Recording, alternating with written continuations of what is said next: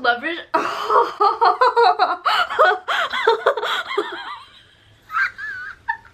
Let's start this again. What up, book lovers? It is G-Swizz here, and I am here today to do the most anticipated video of mid-year, the mid-year book freakout tag.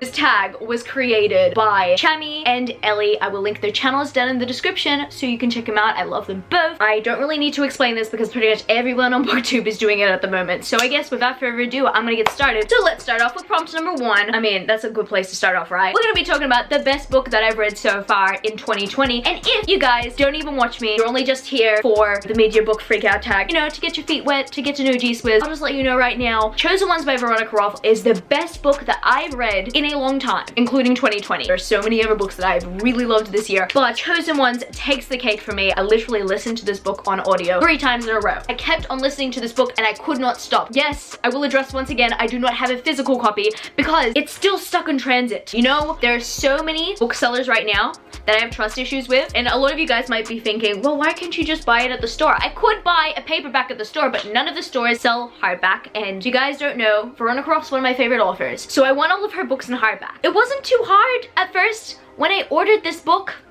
back in March. Anyway, I need to continue on with the video, but I'll pretty much give you a summary of why I like this book so much. I love it because Myrna Graff came back strong. It's been such a while since I've read something from her that I've absolutely loved, even though Carve the Mark was an okay series. I've wanted something that's Divergent level, or maybe even higher than Divergent level. And I'm not saying that this has fully taken over to be my favorite series of all time, because Divergent is pretty much at that spot right now. Not just because of the nostalgia, but because I like the series as a whole. All in all, I love the symbolism of the trilogy. Whereas with Chosen Ones, I've only read the first book, so we'll see where we go from here, but it is in the running to be one of my favorite series of all time. I'm absolutely infatuated by Chosen Ones and the universe, and I cannot wait for more. Prompt number 2 is the best sequel that you've read in 2020. I almost forgot that I read this book in 2020, Supernova by Marissa Meyer. It came out last year. It was one of the only books I bought last year because I kind of knew I needed to read this book. I read it in January of this year, and oh boy, this was the finale I needed. Of course, I want more from this world, but at the very same time, I'm very much satisfied with this trilogy. I think that Marissa Meyer did an amazing job with Supernova. I honestly cannot decide which one of the books are the best for me because I did love Renegades, I really loved Arch Enemies, and I absolutely love Supernova, so I really don't know, but what I do know is that she finished this trilogy off very well, and I kind of wished I read it at the very end of last decade because this, in my opinion, would have been one of the absolute best YA series of the decade. It pretty much is. But I did have a never answer before I decided to go on with Supernova because I forgot that I read Supernova at the very beginning of this year, but nevertheless, it is one of my favorite sequels of the year, and it's not necessarily a sequel in the trilogy that it's in, but it's in a sequel series, and that, my friends, is Chain of Gold by Cassandra Clare. Oh my goodness, 2 5 out of 5 star books in this category. I've talked about this a lot. It's great. It's really good stuff. Just please check the series out if you haven't yet. Prompt number 3 for this tag will be a new release that you haven't yet read, but you want to. I have 2 for this one. First of all, I'm gonna be talking about one that I do not yet own, and I've wanted to own for a while, but no Australian booksellers have sold this book, and from what I've known, it has been sold out from pretty much every single Australian bookseller since the Australian borders have locked, and it will take ages for me to get a copy because I'm already having shipping issues with my Chosen Ones book, with my Bane Chronicles hardcover copy, with my Mortal Instruments hardbacks. Like, I'm still waiting on them, and I know that if I order this book and it's out of the country, it's gonna be like 6 months till it gets here. So I'm just gonna mention it right now. Bonecryer's Moon by, I think it was Catherine Purdy. I've wanted to read this book since I heard about it back in February. It has not shown up in stock in any Australian retailers. But I know for a fact that if I am struggling right now waiting for 8 different international hardback books to come to Australia, it's probably just gonna be just as hard to get Bonecryer's Moon. So I really want a physical copy of Bonecryer's Moon so I can read it. I've just been pretty much hyped up about it since I heard about it. I really just want to read it by the end of this year, but if I don't get to it, it's probably because the borders stopped it from coming. But a book that I could read that I have, The Night of the Dragon by Julie Kagawa. This is the 3rd and the final book in the Shadow of the Fox trilogy, and it came out, I would say, at around March or April. I got really excited as soon as I saw it in store. Like, I just couldn't contain my excitement. I'm just really excited to continue on with this trilogy. I'm kind of a bit nervous as well because I kind of don't want to finish the trilogy because I don't want it to end, but I'd be content to at least choose this as the pick. Prompt number 4 is your most anticipated release for the second half of this year. The anticipated release that I've decided to pick for this prompt will be The Princess Will Save You by Sarah Henning. Bane. Now, if you guys don't know, this is kind of a retelling of The Princess Bride, but with the roles reversed, where princess is pretty much saving the prince. And I find that to be very interesting. I have not read the Sea Witch series at all. Kind of been like 50-50 about it. I haven't really had the intention of picking it up, but The Princess Will Save You is something that really intrigues me. I've been getting into fantasy as of recently. Probably The Princess Will Save You might just be one of the next. I just hope that that series also doesn't have border problems. Prompt number 5. Your most disappointing read of 2020 so far. I'd have to say the biggest disappointment out of them all would have been The Thousand Floor by Catherine McGee. I had very high expectations for the series and I was ultimately let down. I thought that I was going to be entertained when realistically I was just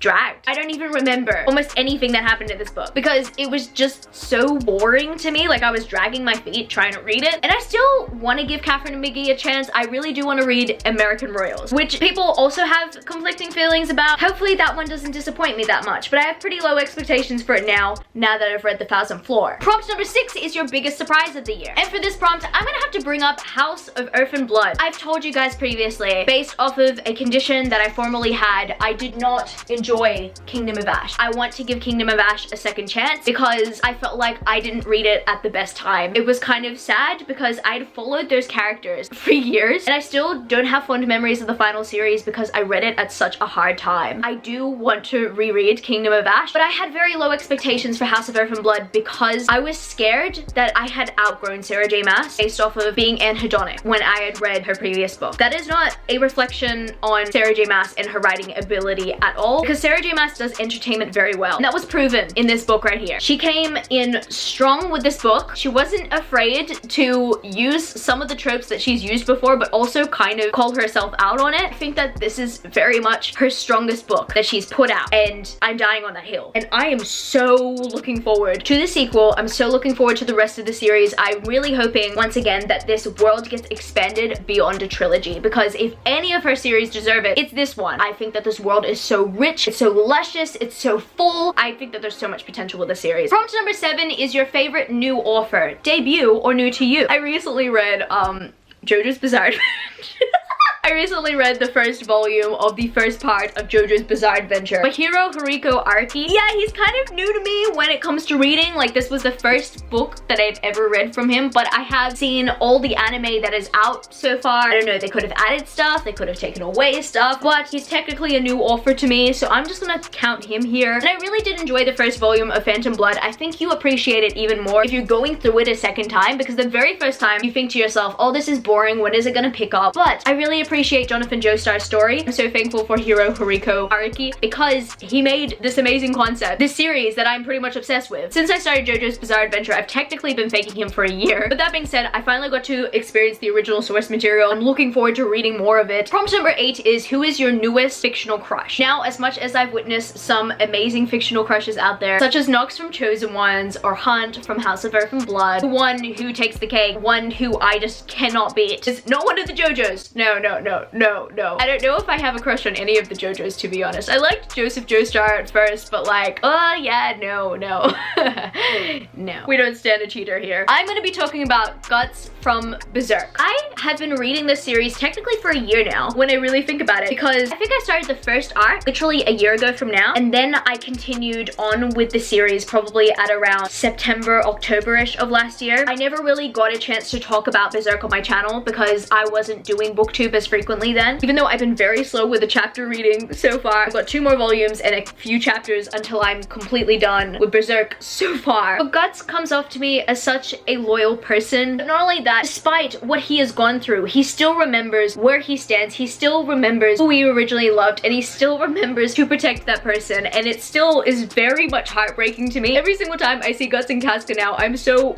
overwhelmed with emotions because I can't say that Guts is the perfect person, because he's not. Guts is not the perfect boyfriend that you wish he could be. There are times where Guts is very much consumed by darkness, but then there are some times where he's just amazingly pure. I don't even know if that's grammatically correct the way that I said it, but that's what I think about Guts. I love that he's so determined for the justice of him, for the justice of Casca, and for the justice of his friends that he has lost. But despite everything that Guts has gone through so far, he still holds on to hope. Honestly, Guts is such a hero in my eyes. I love him. Yeah, nah, he's definitely not the perfect love interest, but I've fallen in love with his character. Prompt number 9 will be your newest favorite fictional character, and for that one, I'll have to go with Sloane from Chosen Ones. I've talked about this a few times on my channel. Sloane, in a way, is kind of like me, but obviously we've gone through two completely different circumstances. Sloane's actually probably older than me. I think she's around 29 when this book takes place, so technically I'm like 5 years younger than her. So this all being said, I'm not completely at Sloane's stage of life yet, but when I was reading this book, I was at a pretty similar stage in my life where I was still trying to overcome the trauma that I had experienced of the previous year and even just throughout my lifetime. You know, when you were trying to overcome the things of your past when you were older, and then all of a sudden it shapes you into being someone different than who you were before, then eventually you've got to come to the terms of knowing yourself and being happy and content with yourself. And that is what Sloane is trying to be in this book. And I love how Sloane kind of is that. She's kind of content with who she is, and she doesn't really care if someone wants her to change or to see it out. She comes to accept that she is the way that she is. And I kind of appreciate that because it makes me realize, even though, yes, there are things that I could eventually do better in my recovery process from all the trauma that I've experienced in my life, there are some things that are still me, and there are some things that people need to accept are me. They are some aspects of being in a relationship with me, you know? Sloane is very confident in that aspect in this book, but also Sloane is not afraid to be afraid. She's not afraid to feel, and sorry, I'm gonna I've gotten emotional about this book too many times. Sloane is one of the reasons why this is one of my favorite books ever. She's a protagonist that is doing a pretty similar journey to me, but at the very same time, she's one of my heroes, just like Tris was one of my heroes. Yeah, Myrna Graff, one of my favorite authors ever, because once again, she writes about trauma so well. Prompt number 10 is a book that made you cry, and I'd say for this one, let's do a montage.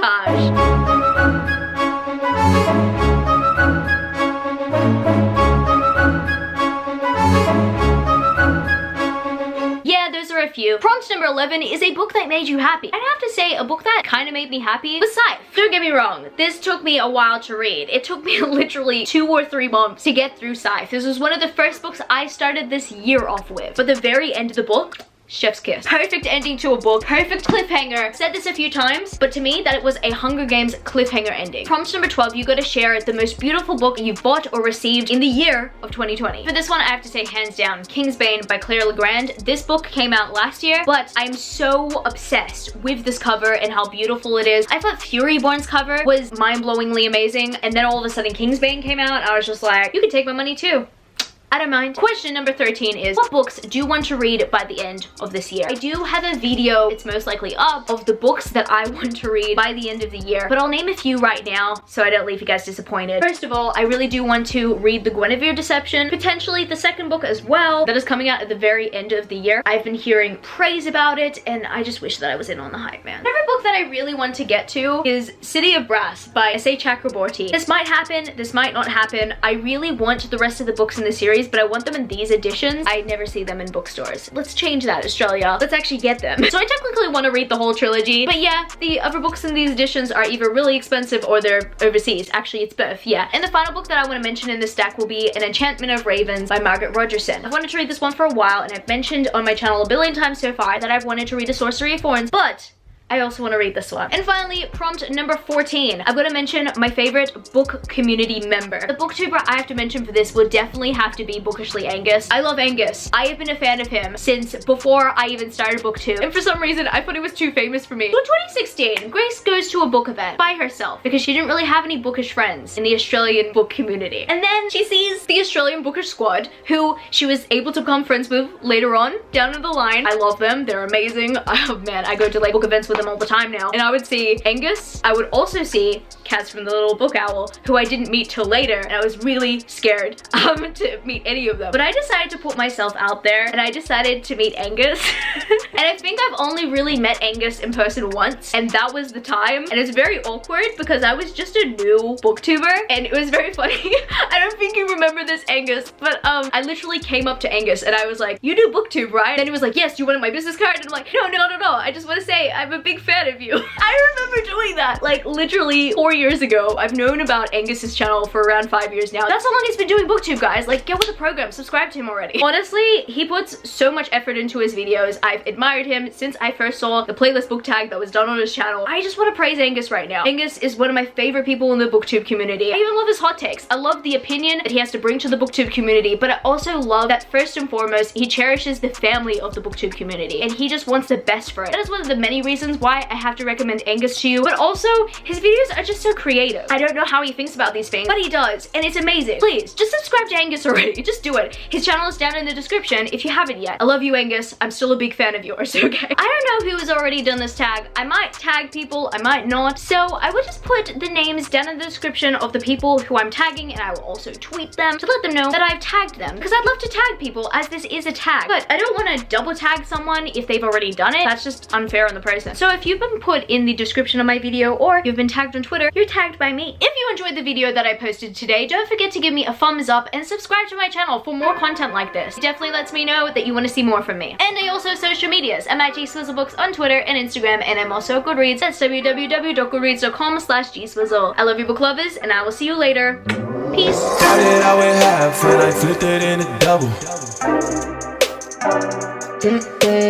Started out with half and I flipped it into double.